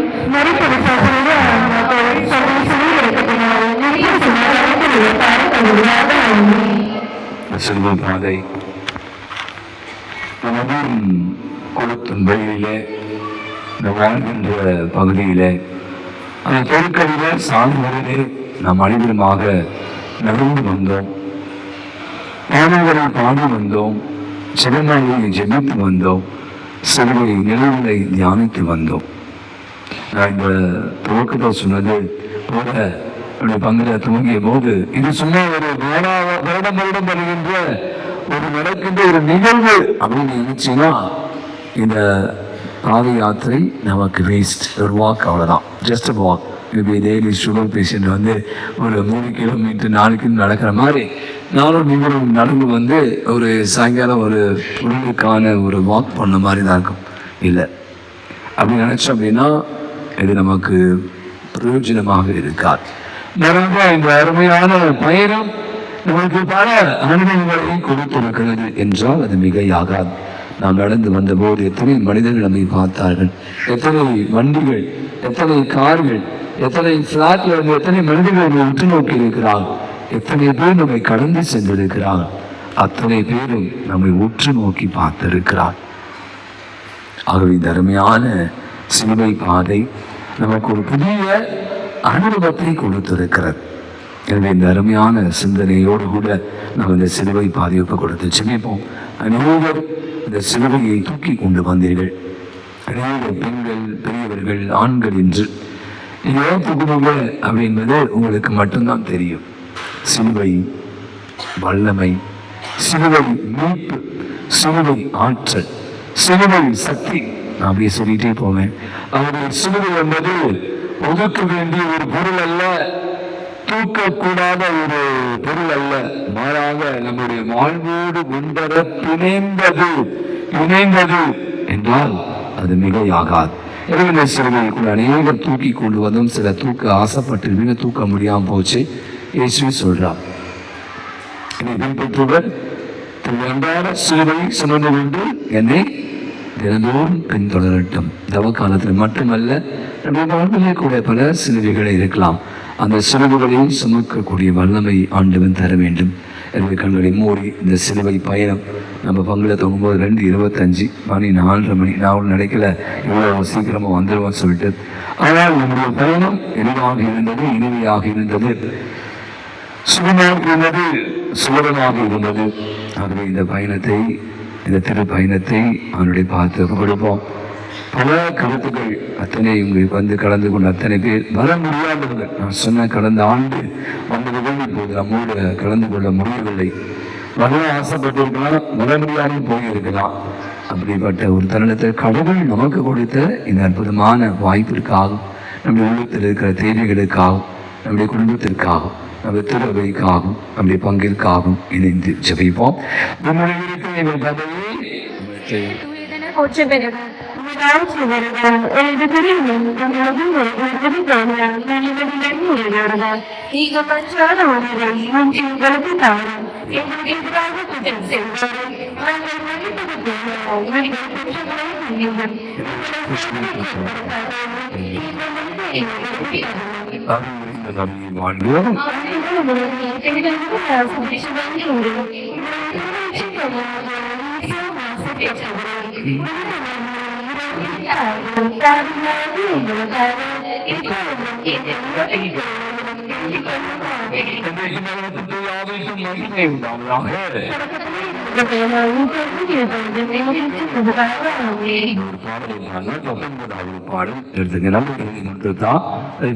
ஒரு 10 நிமிஷம் மட்டும், 5 நிமிஷம் ஒரு நற்கருணை ஆராதனை நம்மளுக்கு நமக்கான தீவிரம், நமக்கு ஸ்நாக்ஸ் இருக்கு.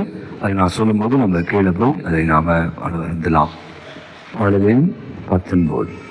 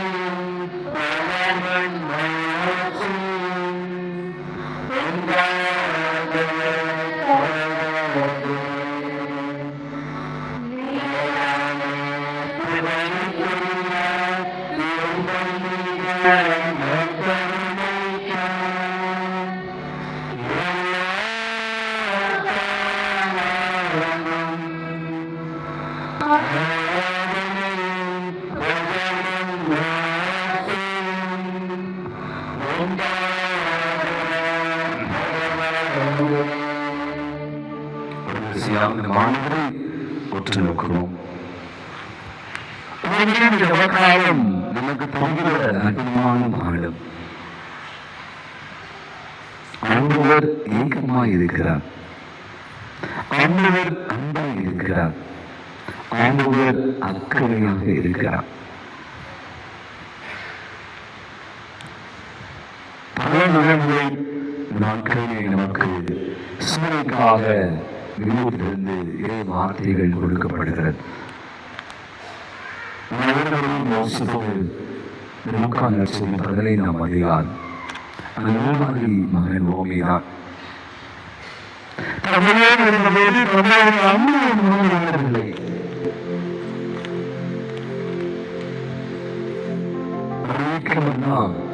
உலகம் பிரதானமாக இருந்தது. ராசி கொண்டிருந்தான். அவன் நிலையில் என்ன ஆகுது? தன்னுடைய அன்பை தொடர்ந்து போகிறான், நம்மளோடு உறவு கொள்கிறான். இருக்கும் மொழிதான் உறவு என்று சொல்வார்.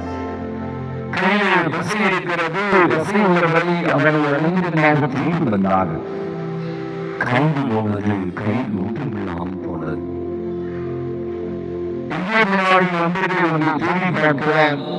ஆனால் யாரையும் காணவில்லை. தனித்து விடப்படுகிறான். சோற்றுக்கே வழி இல்லாமல் ஒரு பிச்சைக்காரனை போல அவன் மாறி போகிறான். சொல்கிறார், அவன் அருகில் படிந்தவனாய், ஐயோ என் தந்தை வீட்டிலே இருக்கிற வேளாக்கள் எப்படியாக வந்திருக்கிறார்கள். நான் இங்கு உங்களுடைய உணவு கூட இல்லாமல் பன்றிகள் சாப்பிடுகிற கூற்றுகளை அதை கூட எனக்கு கொடுப்பதற்கு யாரும் இல்லையே என்று யோசிக்கிறான், அழுகிறான், வணங்குகிறான். தன்னை நோக்கி திரும்ப வர வேண்டும் என்று ஆசிக்கிறான். அன்பு கிடைக்கும் போது அவர்கள் அருமை நமக்கு தெரிவதில்லை. அதை நாம் தேட ஆரம்பிக்கிறோம்.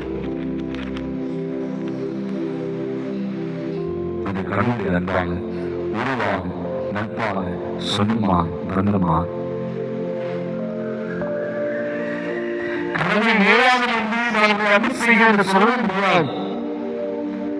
சுற்றி இருக்கிறவர்கள் வழியாக பல மொழிகளிலே அன்பை வெளிப்படுத்திக் கொண்டார்கள். அன்பை திறந்து போவதற்காக நம்ம அதை தேடி போவோம். மக்கள் செய்தது போல அவன்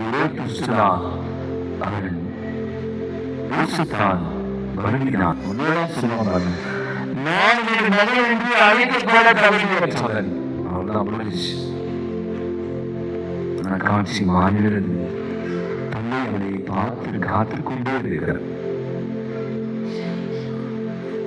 வாழ்வில் கூட இது ஒரு அருமையான தவ காலத்தில் அவன் நமக்காக காத்துக் கொண்டே இருக்கிறான். அவன் பேசவில்லை. அவனை கட்டிப்பிடித்து அவனுக்கு முத்தம் மழை புரிந்தார். நாளில தவ காலத்துல முயற்சியும் கைவிட அன்பின் வெறுக்கத்தை வேண்டுகொள்ள அதை உடனடித்து இணைப்பை நேரில் நம்ம மறந்து விடுகிறோம். அதை அடிக்கடி நமக்கு ஞாபகப்படுத்ததான் இது 40 நாட்கள் எழுதி வந்திருக்கிறோம். அகல் ஒப்பு கொடுப்போம், நுழைவுக்கு கொடுப்போம், நம் குழந்தைகள் ஒப்பு கொடுப்போம். இந்த காலம் எனக்கு அர்த்தமுள்ள காலமாகும். ஆண்டவரே வியப்புக்குரிய அன்பு அதிகமாக அணிந்து கொள்ளக்கூடியதா உணர்ந்து கொள்ள அனுமதிக்கக்கூடியதாக மாறும். அதை மாற்றி பாடி ஆசிரியை பெற்றுக்கொள்ளும்.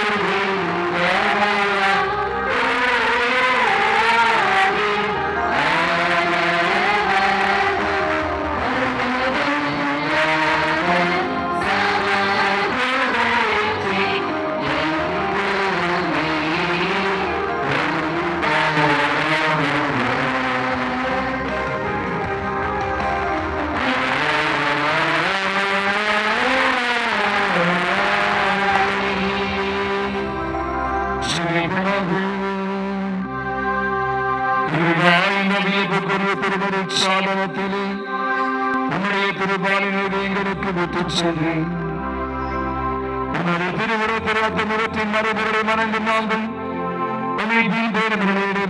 அனுபவிக்க அறிவுறுகிறாக என்று வாழ்ந்து ஆட்சி செலுத்துகிற அவர் வழியாகவே உமை மன்றாடுகிறோம்.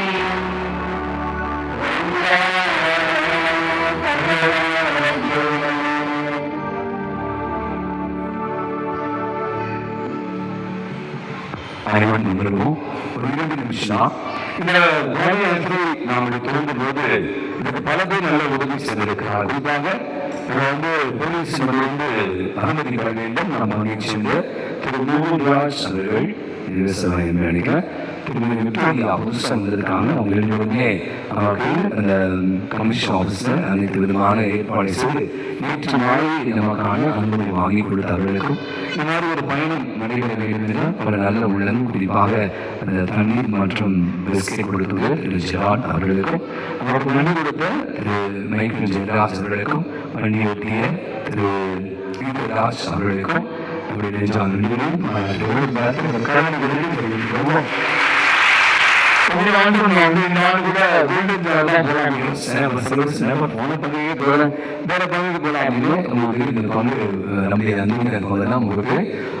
கடந்த ஒரு 4 மாதங்களுக்கு முன்பாக இந்த ஆலயத்தை வைத்தார்கள், ரெனோவேட் பண்ணியிருக்காங்க.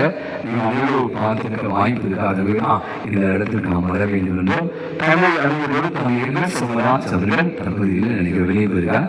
அவர்கள் இந்த மறைவர்களுடைய திருமணுக்கு உருவான மறைவர்களுடைய முதன்மை குருவாக இருக்கிறார். அப்படி 2 தந்தை இருக்கிறார். நான் சொன்னது மாதிரி 5 பேர் வரணும், நீங்களுக்கு ஆலை மற்றும் ஏற்பாடு செய்யணும் சொன்னபோது மனதில் அற்புதமான இன்பத்தோடு வரவேற்றா. அவர்கள் உங்கள் அனைவருக்குமாக இந்த மனிதருக்குமாக தீவிரம் சமோசாவும் கூட 4 இடங்கள் கீழே நீங்கள் பார்த்த கிரவுண்ட் ஃபுல் ஏற்பாடு செய்திருக்கிறார். இதற்கு நான் தொடர்பு கொண்டு போது கண்டிப்பாக வாங்க எப்போ வரீங்க திருமணி வரைக்கும் கேட்டார். எனவே அவர் செய்த அத்தனை விதமான ஏற்பாடுகளுக்கு நம்முடைய பங்கின் சார்பாக அவர்களுக்கு பலத்த கனவு கொடுத்து அவருக்கு நன்றிகளும் நீதி பணியாற்றுகிற பணியாளர் தந்தை உதவி பங்கு தந்தையர்களுக்கும் அருள் சகோதரிக்கும் மற்றும் உதவிய அத்தனை நல்ல உள்ளங்களுக்கும் நம்முடைய நன்றி. இந்த நாள் நடைபெற உதவிய குழு நம்முடைய ஜெபக்குழு நம்முடைய அத்தனை நண்பர்களுக்கும் உதவி சித்திரை சவுண்ட் சரி செய்து விட்ட அத்தனை பேருக்கும் அவருக்கு பாதுகாப்பு நம்முடைய காவலர்கள் போலீஸ் அத்தனை பேருக்கும் இன்னும் தன்னார்வத்தில் அத்தனை பேருக்கும் இன்னும் ஒருமுறை